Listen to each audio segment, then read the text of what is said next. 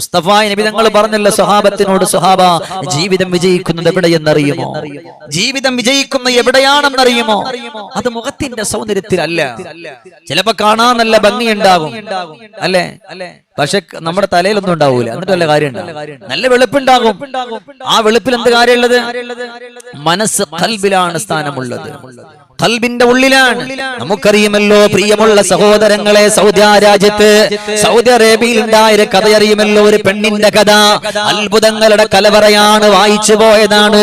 പടച്ച റബ്ബേ, പാവപ്പെട്ട ഒരു കുടുംബത്തിലെ ഒരു പെണ്ണിന് ഒരു അറബി നിക്കാഹ് ചെയ്തു. ഒരു അറബി നിക്കാഹ് ചെയ്ത് മുഹമ്മദ് ബിൻ അബീറത്തുൽ ബുഹറ എന്ന് പറയുന്ന ഒരു മനുഷ്യൻ അവിടെ നിന്ന് നിക്കാഹ് ചെയ്തു. പക്ഷെ ഇദ്ദേഹത്തിന് കാണാൻ നല്ല സൗന്ദര്യമുണ്ട്, ഇദ്ദേഹത്തിന് കാണാൻ നല്ല സൗന്ദര്യമുണ്ട്. സുബ്ഹാനല്ലാഹ്. പക്ഷേ കല്യാണം കഴിച്ച പെണ്ണോ ഒരു കറുത്തൊരു പെണ്ണായി പോയി. അങ്ങനെയുമുണ്ട് ഇവിടെ, കറുപ്പും വെളുപ്പമുള്ളവര് സൗദിയിലുമുണ്ട്. എന്നാൽ ആ പെണ്ണ് കറുത്ത പെണ്ണായി. അങ്ങനെ കല്യാണം കഴിഞ്ഞു, നല്ലതുപോലെ ജീവിതം മുന്നോട്ട് കടന്നു പോവുകയാണ്. നല്ലതുപോലെ ജീവിതം മുന്നോട്ട് കല്യാണം കഴിഞ്ഞുകൊണ്ട് കടന്നു പോവുകയാണ്. യാ അല്ലാഹ്. അങ്ങനെ കല്യാണം കഴിഞ്ഞ വർഷങ്ങളായി, 7 കൊല്ലം ഒരുപോലെ ജീവിക്കുകയാ. അതിൽ 2 കൊല്ലമാണ് നല്ലതുപോലെ ജീവിച്ചത്. ബാക്കിയുള്ള കൊല്ലം മുഴുവനും മടിയും വഴക്കുമാണ്. കാരണം എന്താ? ഈ പെണ്ണിനോട് എപ്പോഴും പറയും, നീ എന്നോടൊപ്പം കടന്നു വരണ്ട. ഇത് അദ്ദേഹം തന്നെയാണ് അവിടെ നിന്ന് രേഖപ്പെടുത്തുന്നത്. അദ്ദേഹം ഇത് രേഖപ്പെടുത്താ ഒരു കഥ ഇതിന്റെ പിന്നിലുണ്ട്. ഈ ചരിത്രം ഞാൻ നിങ്ങളുടെ മുമ്പിൽ പറയുന്നത് പ്രിയപ്പെട്ടവരെ വിളിച്ചിരുത്തിയിട്ട് നിങ്ങളുടെ സമയം കൊന്നുകളയാനല്ല, നിങ്ങളെ കുറ്റപ്പെടുത്താനല്ല, നിങ്ങളെ ആക്ഷേപിക്കാനല്ല, ജീവിതത്തിൽ ഒരു മാറ്റമുണ്ടാകാനാണ്. അവിടെ അദ്ദേഹം അവിടെ ട്വിറ്ററിൽ കുറിച്ചിട്ടുള്ള വാർത്ത നമ്മൾ വായിച്ചതാണ്. അവിടെ അദ്ദേഹം പറയാണ്, ഞാൻ അങ്ങനെ കല്യാണം കഴിഞ്ഞ് 7 കൊല്ലം, 2 കൊല്ലം സമാധാനം, ബാക്കിയുള്ള കൊല്ലം മുഴുവൻ എന്റെ ഭാര്യന്റെ കിടപ്പറയിൽ ഞാൻ പോയിട്ടില്ല, അവളുമായി സംസാരിച്ചിട്ടില്ല. കാരണം എന്തെന്നറിയുമോ? അവള് കറുത്തവളാണ്, ഞാനോ ആപ്പിള് പോലെ വെളുത്തവനുമാണ്. പടച്ച റബ്ബ് എനിക്ക് ഒരുപാട് വെളുപ്പ് തന്നു. അങ്ങനെ എല്ലാവരും എന്നെ കളിയാക്കാവൊരുങ്ങി. നീ എന്തിനാടാ ഈ കറുത്ത പെണ്ണിനോടൊപ്പം നീ നടക്കുന്നത്? നിന്നെ കാണാൻ നല്ല സൗന്ദര്യമുണ്ട്, നിന്നെ കാണാൻ നല്ല രസമുണ്ട്, പിന്നെ നിനക്ക് എന്ത് ഭ്രാന്തായിരുന്നെന്ന് ചോദിക്കുമ്പോ ചില ആളുകൾ ചോദിക്കും, അന്ത മജ്നൂൻ, നീ ഭ്രാന്തനാണോ എന്നോട് പലവട്ടം ചോദിക്കുമ്പോൾ ഞാൻ അവിടെ നിന്ന് എന്ത് തീരുമാനിച്ചെന്നറിയുമോ? ഒരു കല്യാണം കൂടി കഴിക്കാൻ ഞാൻ തീരുമാനിച്ചു. ആ നാട്ടിലുള്ള ഏറ്റവും നല്ല സുന്ദരിയായ, കാണാൻ കൊള്ളാവുന്ന നല്ല സൗന്ദര്യമുള്ള, നല്ല തൊലിവെളുപ്പുള്ള, എന്നെക്കാൾ നല്ല കവിളുള്ള ശരീരമുള്ള ഒരു പെൺകുട്ടിയെ നിക്കാഹ് ചെയ്തു. നല്ല സമ്പത്ത് കൊടുത്തു നിക്കാഹ് ചെയ്തു. പടച്ചവനെ, അങ്ങനെ ദിവസങ്ങൾ കഴിഞ്ഞു, മാസങ്ങൾ കഴിഞ്ഞു. അങ്ങനെ കഴിഞ്ഞു കൂടുന്തോറും അവൾ എന്നോട് പ്രശ്നമുണ്ടാക്കാവൊരുങ്ങി, അവൾ എന്നോട് വഴക്കുണ്ടാക്കാവൊരുങ്ങി. അങ്ങനെ വഴക്കുണ്ടാക്കി ജീവിതം മുന്നോട്ട് പോവുകയാണ്. അങ്ങനെ 3 കൊല്ലം കഴിഞ്ഞു. ആ 3 കൊല്ലം കഴിഞ്ഞപ്പോൾ എന്റെ ഈ വിഷയം എന്റെ പെങ്ങളെ നിങ്ങളുടെ ഭർത്താക്കന്മാർ വന്ന് കേൾപ്പിച്ചു കൊടുക്കണം. അങ്ങനെ കടന്നു പോവുകയാണ്. അങ്ങനെ ഇരിക്കുമ്പോഴാണ് എന്റെ കാലിന്റെ അടിഭാഗം പഴുക്കാൻ തുടങ്ങി. കാലിന്റെ അടിഭാഗം പഴുത്തു. ഒരു കാലവിടം മുറിച്ചു മാറ്റുകയാണ്. ഒരു കാല് മുറിച്ചു മാറ്റി. ഞാൻ എന്റെ റൂമിന്റെ അകത്തട്ടിൽ ഹോസ്പിറ്റലിന്റെ ഉള്ളിൽ കിടക്കുകയാണ്. പടച്ച റബ്ബേ, എന്റെ തലഭാഗത്തൊരു അല്ലാഹ് ഒരു എഴുത്തിരിക്കുകയാ. എന്റെ കൂടെ നിന്നിരുന്ന എന്റെ വെളുത്ത ശരീരമുള്ള, വെളുത്തു തുടുത്ത, കാണാൻ കൊള്ളാവുന്ന, ചുറുചുറുക്കുള്ള എന്റെ ഭാര്യയാണ് എന്നോടൊപ്പം നിന്നത്. ആ എഴുത്തിൽ എഴുതിയിരിക്കുന്ന എന്തെന്നറിയുമോ? ഇനി ഒരു കാലില്ലാത്ത മനുഷ്യനോടൊപ്പം സഞ്ചരിക്കാൻ ഞാനില്ല. ഇനി കാലില്ലാത്തൊരു മനുഷ്യനോടൊപ്പം സഞ്ചരിച്ചാൽ രക്ഷയില്ലല്ലോ. എന്നാൽ എന്റെ കറുത്ത ഭാര്യയെ ഞാൻ തൊലാക്ക് ചൊല്ലിയിട്ടില്ല. അവള് വീടിന്റെ അവക്ക് ഞാൻ വേറെ വീട് വെച്ച് വീടിന്റെ അകത്തട്ടിലുണ്ട്. അവൾ അറിഞ്ഞിട്ടില്ല എന്റെ ഈ ഭാര്യ ഇല്ലാത്ത കാര്യം. പടച്ച റബ്ബേ, പല ദിവസം ഭക്ഷണമില്ലാതെ വെള്ളമില്ലാതെ ഞാൻ എന്റെ വീടിന്റെ അകത്തട്ടിൽ കിടന്നു പോവുകയാണ്. ആരും എന്നെ സഹായിക്കാൻ കടന്നു വരുന്നില്ല, ആരും എനിക്ക് വെള്ളം തരുന്നില്ല, ആരും എന്നെ നോക്കുന്നില്ല. യാ അല്ലാഹ്, പടച്ചവനെ സങ്കടമാണ് മനസ്സിന്റെ ഉള്ളില്, ദുഃഖമാണ് മനസ്സിന്റെ ഉള്ളില്, വേദനയാണ് മനസ്സിന്റെ ഉള്ളില്, ആവലാതിയാണ് മനസ്സിന്റെ ഉള്ളില്. ആരോ പറഞ്ഞറിഞ്ഞെന്റെ പ്രിയപ്പെട്ട ആദ്യത്തെ ഭാര്യയോട് ഭർത്താവ് ഭക്ഷണമില്ലാതെ വെള്ളമില്ലാതെ കിടക്കുകയാ. യാ അല്ലാ, അവൾ അങ്ങനെ അറിഞ്ഞിട്ട് ഓടി വരികയാണ്. വന്നുകൊണ്ട് പറയുന്നൊരു വാക്ക് പറയാമായിരുന്നല്ലോ, എന്നോട് പിണക്കമായിരുന്നെങ്കിൽ ആരോടെങ്കിലും ഒന്ന് പറഞ്ഞു വിടാമായിരുന്നല്ലോ, ഞാൻ അങ്ങ് വരില്ലായിരുന്നു. എന്നോട് നിങ്ങൾ സംസാരിക്കണ്ട, നിങ്ങൾക്ക് എന്ത് ആവശ്യമുണ്ടോ അത് മുഴുവനും ഞാൻ നേടിത്തരാ, നിങ്ങൾക്കെന്ത് പ്രയാസമുണ്ടോ അത് മുഴുവനും ഞാൻ നേടിത്തരാ എന്ന് പറഞ്ഞുകൊണ്ട് കടന്നു വരികയാണ്. സുബ്ഹാനല്ലാഹ്. അങ്ങനെ ഒരാഴ്ചയും ഞാൻ എന്റെ പെണ്ണിനോട് മിണ്ടിയില്ല. അവസാനം എന്റെ മുറിച്ച കാലിന്റെ ഭാഗത്തുനിന്ന് പഴുപ്പ് വരാൻ തുടങ്ങി. അപ്പോഴെല്ലാം അവൾ അരികത്ത് വന്നിരുന്നു. റബ്ബേ, എന്റെ കാലിലൂടെ ഒഴുകി വരുന്ന ചലങ്ങൾ അവളുടെ കൈ കൊണ്ടങ്ങ് തുടച്ചു മാറ്റുകയാണ്. അവസാനം എന്റെ കാലിന്റെ രോഗം മാറി, ഒരു കാല് മുറിച്ചു മാറ്റി. ഞാൻ അവിടെ നിന്ന് വീട്ടിലേക്ക് പോകുന്ന അന്ന് ഈ കറുത്ത പെണ്ണെന്ന് പറഞ്ഞ് തള്ളിക്കളഞ്ഞ് എന്റെ പെണ്ണിനെ ഞാൻ ചേർത്ത് പിടിച്ചു. പൊട്ടിക്കരഞ്ഞിട്ട് പറഞ്ഞു, വല്ലാ, ഇനി മരിക്കുന്നത് വരെ നീ അല്ലാതൊരു പെണ്ണെനിക്കില്ല മോളെ, നീ എന്റെ ജീവിതത്തിന്റെ റാണിയാ. ഉസ്താദ്, അല്ലാഹുവേ, അവളെ സൗന്ദര്യം അവളുടെ മുഖത്തല്ലായിരുന്നു, അവളെ സൗന്ദര്യം അവളെ മുഖത്തല്ലായിരുന്നു, അവളെ സൗന്ദര്യം അവളുടെ ഹൃദയത്തിലായിരുന്നു. അതുകൊണ്ടാണ് ഇന്നും എന്നെ പൊന്നുപോലെ നോക്കുന്നത്. ഞാനും എഴുന്നേറ്റാൽ എന്റെ ഒരു കാലായി എന്റെ പെണ്ണെന്ന് മാറിയെങ്കിലോ എവിടെന്നാ ഇത് വന്നത്? അത് മുഖത്തിന്റെ സൗന്ദര്യം നോക്കിയിട്ടല്ല, അത് മനസ്സിന്റെ സൗന്ദര്യം നോക്കിയിട്ടാണ്, അത് മനസ്സിന്റെ സൗന്ദര്യം നോക്കിയിട്ടാണ്. ഇന്ന് എന്റെ ഭർത്താക്കന്മാര് എന്തേ ചെയ്തുകൊണ്ട് കടന്നു വരുന്നത്? പ്രിയപ്പെട്ട ഭാര്യമാരെ കാണാൻ കൊള്ളില്ല ഉസ്താദേ, അവൾ മെലിഞ്ഞൊട്ടി പോയവളാണ് ഉസ്താദേ, അവൾക്ക് സൗന്ദര്യമില്ലല്ലോ എന്ന് പറഞ്ഞ് തള്ളിക്കളയുമ്പോൾ, പടച്ചവനെ, നിന്റെ മക്കളെ നോക്കുന്നതും അവളാണ്. നിനക്ക് വേണ്ടിയിട്ട് എന്ത് വേണോ ചെയ്യാൻ അവള് തയ്യാറാ. അതുകൊണ്ട് അവളെ മറക്കല്ല, അവളെ കുറ്റപ്പെടുത്തല്ല, അവളെ ആക്ഷേപിക്കല്ല, അവളെ ഒരിക്കലും ചീത്ത പറഞ്ഞുകൊണ്ട് കടന്നു പോകല്ല.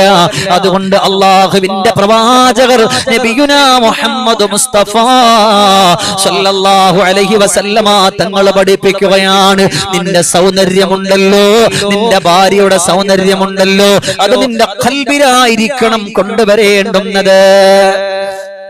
അതുകൊണ്ട് കുടുംബ ജീവിതവുമായി കടന്നു പോകുമ്പോൾ, ഭാര്യയും ഭർത്താവും തമ്മിൽ മുന്നോട്ട് പോകുമ്പോൾ, നിന്റെ ഭർത്താവിന്റെ മുഖത്തിന്റെ സൗന്ദര്യമല്ല വേണ്ടുന്നത്, ഭാര്യയുടെ മുഖത്തിന്റെ സൗന്ദര്യമല്ല വേണ്ടുന്നത്, അല്ലാ ഖൽബിയായ സൗന്ദര്യമാ.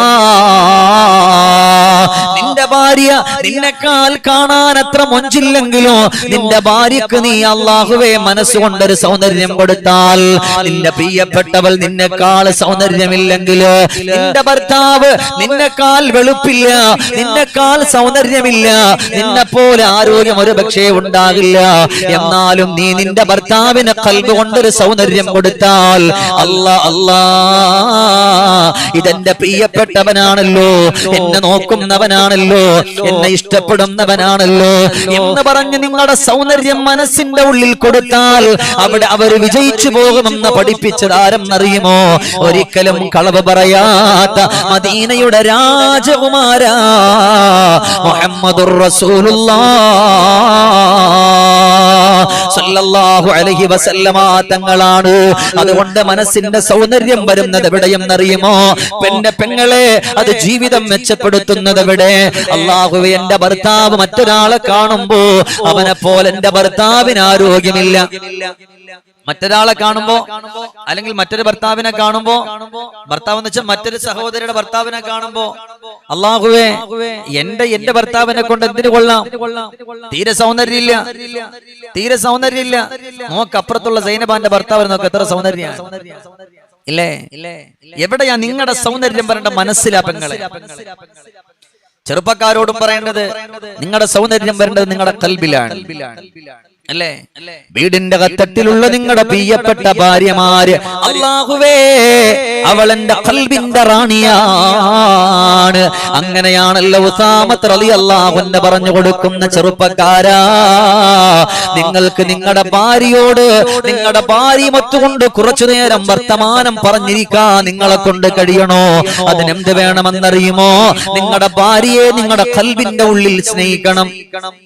കുറച്ചു നേരം ഭാര്യയുമായിട്ട് ഇരുന്നിട്ട് വർത്താനം പറയാൻ കഴിയണം. ഇന്നത്തെ ഭർത്താക്കന്മാർക്ക് അതിനുള്ള സമയമില്ല. നേരം വെളുത്ത് കടന്നു വന്നാൽ അവരുടെ കാര്യങ്ങൾ തന്നെ ചർച്ചകൾ ചെയ്യാം. അവരെ കേൾക്കാനുള്ള മനസ്സില്ല. ഭാര്യ പറയുന്ന കേൾക്കാനുള്ള മനസ്സില്ല. അല്ലെങ്കിൽ അവരോട് ചോദിക്കൂല, എന്തെങ്കിലും നിനക്ക് ആഗ്രഹമുണ്ടോ? എന്തെങ്കിലും ആഗ്രഹമുണ്ടെങ്കിൽ എന്നോട് പറഞ്ഞോ, അത് ഇൻഷാ അല്ലാഹ് നമുക്ക് പരിഹരിക്കാം എന്ന് പറയുന്ന എത്ര ആളുകളായില്ല. അതുകൊണ്ടാണ് ഇവിടുന്ന് ഉസാമത്ത് റളിയല്ലാഹു അൻഹു പറഞ്ഞു കൊടുക്കുന്നത്, എപ്പോഴാ നിങ്ങളുടെ ഭാര്യയോട് ഏറ്റവും നല്ല അടുപ്പം തോന്നുന്നത് എന്നറിയുമോ? അല്ലാഹുവേ നിങ്ങളുടെ ഭാര്യമാർ നിങ്ങളുടെ ഖൽബിന്റെ ഉള്ളിൽ റാണികളാക്കി വാഴ്ത്തുമ്പോഴാണ്. ആ സമയമാണ് ഒരുരുള ചോറെടുത്തിട്ട് നിങ്ങളുടെ ഭാര്യയുടെ വായിലേക്കൊന്ന് വെച്ചു കൊടുക്കാൻ തോന്നുന്നത്. എന്റെ പ്രിയമുള്ള ചെറുപ്പക്കാരാ, ഒരുരുള ചോറെടുത്തിട്ട് നിന്റെ പ്രിയപ്പെട്ടവരുടെ അതരങ്ങളിലേക്കൊന്ന് വെച്ചു കൊടുത്താൽ അള്ളാഹുവിന്റെ പ്രവാചകർ നബിയുനാ മുഹമ്മദ് മുസ്തഫ സല്ലല്ലാഹു അലൈഹി വസല്ലമ തങ്ങള് ആ ഒരുരുള ചോറിന് ഇബാദത്തിന്റെ പ്രതിഫലം അല്ലാഹു തരുകയാണ്. അത് മാത്രവുമല്ല, ആ ഒരുരുള ചോറ് ഭാര്യയുടെ വായിലേക്കൊന്ന് വെച്ചു കൊടുക്കുമ്പോൾ അതൊരു സ്വതക്കയുടെ പ്രതിഫലം അല്ലാഹു തരികയാണ്.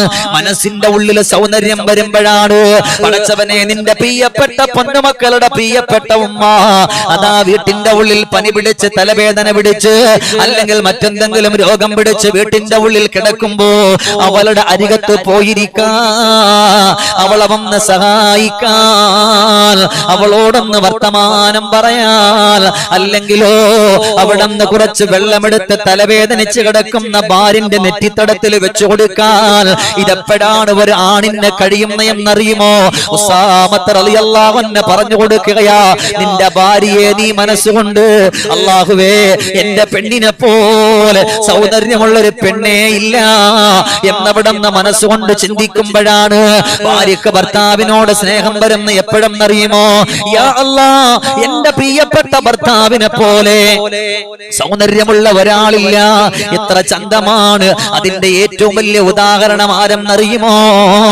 ഫാത്തിമ വാഴ്ന്ന മുறை ഉനക്ക് തെരിയുമാ, അന്ത പാതയിലെ വந்த പെണ്ണേ നീ சொல்லம்மா. ഫാത്തിമ ഫാത്തിമ ഫാത്തിമ വാഴ്ന്ന മുறை ഉനക്ക് തെരിയുമാ, അന്ത പാതയിലെ വந்த പെണ്ണേ നീ சொல்லம்மா. ഫാത്തിമ ബീവി റളിയല്ലാഹു അൻഹാ ലോകത്തിന്റെ രാജകുമാരനെ പോലെ നടത്തമുള്ള ഫാത്തിമ, അല്ലാഹുവിന്റെ ഹബീബിന്റെ ചുണ്ട് പോലെ ചുണ്ടുള്ള ഫാത്തിമ, ഹബീബിന്റെ നെറ്റിത്തടം പോലെ നെറ്റിത്തടമുള്ള ഫാത്തിമ. ഫാത്തിമ ബീവി റളിയല്ലാഹു അൻഹ നടക്കുമ്പോ അവിടുന്ന് പുന്നാര ഹബീബ് നബിയുനാ മുഹമ്മദ് മുസ്തഫ സല്ലല്ലാഹു അലൈഹി വസല്ലമ തങ്ങൾ നടക്കുന്നത് പോലെ ഫാത്തിമ ബീവി റളിയല്ലാഹു തആല ഇരിക്കുമ്പോൾ പടച്ചവനെ അല്ലാഹുവിന്റെ പ്രവാചകർ ഇരിക്കുന്നത് പോലെ ഫാത്തിമ ബീവി ഒന്ന് പുഞ്ചിരിച്ചാൽ അവിടുന്ന് മുസ്തഫ നബി തങ്ങള് അവിടുന്ന് പുഞ്ചിരിക്കുന്നത് പോലെ നല്ലതുപോലെ സന്തോഷത്തോടെ കടന്നു വരികയാണ്. അതാണ് അവിടുന്ന് അങ്ങനെയുള്ള മഹതിയായ ഫാത്തിമ ബീവി റളിയല്ലാഹു അൻഹയുടെ പ്രിയപ്പെട്ട ഭർത്താവ് ആരാ?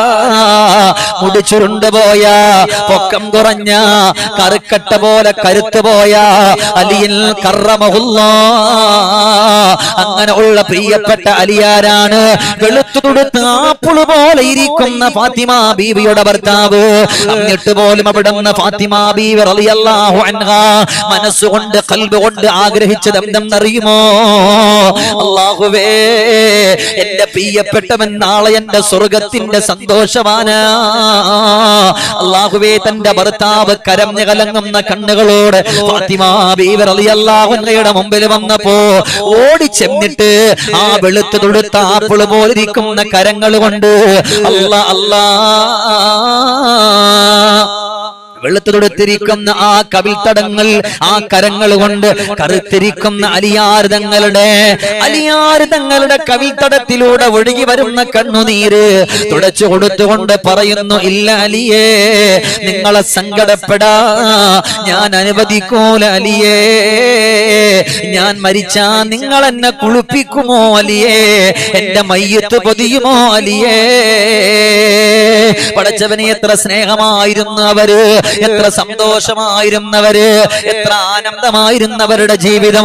അതുപോലെ ഫാത്തിമ ബീവി റളിയല്ലാഹു അൻഹയോട് മിക്കവുള്ള സമയത്തും അവിടെ അലിയാർ തങ്ങൾ കടന്നു വന്നിട്ട് ചോദിക്കുന്ന ഒരു ചോദ്യമുണ്ട്. ഫാത്തിമ, ഒരുപാട് കോടിക്കണക്കിന് സമ്പത്തുള്ളവര് എന്റെ പൊന്നുമോളെ നിങ്ങളെ വിവാഹം കഴിക്കാൻ മുസ്തഫായ നബി തങ്ങളുടെ മുമ്പിൽ ആലോചിച്ചുകൊണ്ട് കടന്നു വന്നിട്ടുണ്ട്. പക്ഷേ ഒന്നുമില്ലാതെ ഒട്ടകത്തിന് പുല്ലിട്ട് കൊടുക്കുന്ന അങ്ങനെയുള്ള ജോലിയുള്ള എനിക്കാണല്ലോ ഫാത്തിമ നിങ്ങളെ വിവാഹം കഴിപ്പിച്ചു തന്നത്. അതുകൊണ്ട് സങ്കടമുണ്ടോ?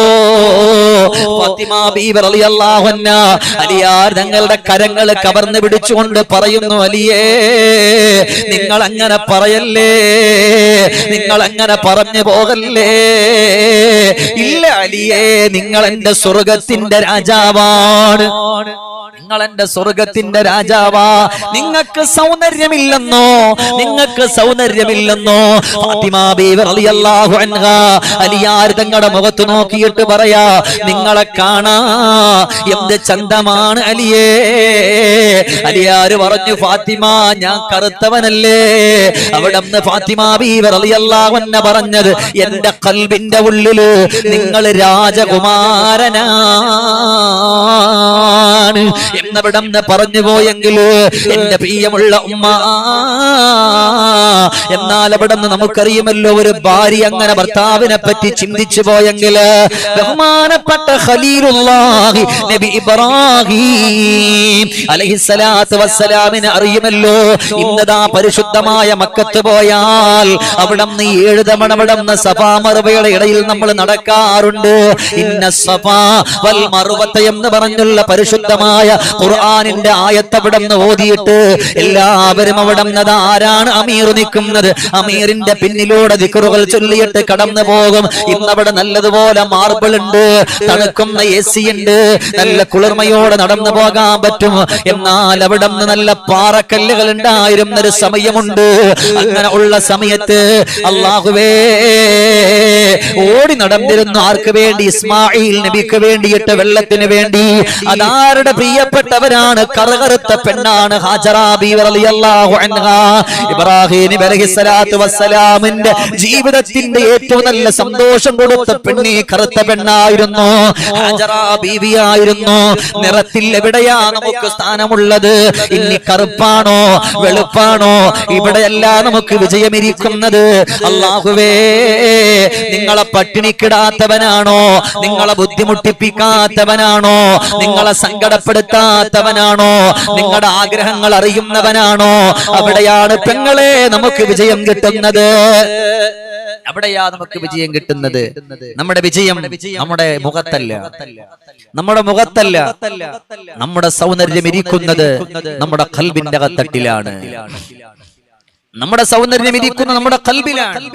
കൽബകം പോണ്ടോ മറിഞ്ഞ വെണ്ണിലാവേ, മുത്ത് മുസ്തഫ നബി തങ്ങളോരെ വാക്കദാലേ, സുന്ദരി മഹദി ബീവി ഫാത്തിമയെ നിക്കാഹൊന്നു ചെയ്ത അലിയവർ നിറഞ്ഞതാണേ.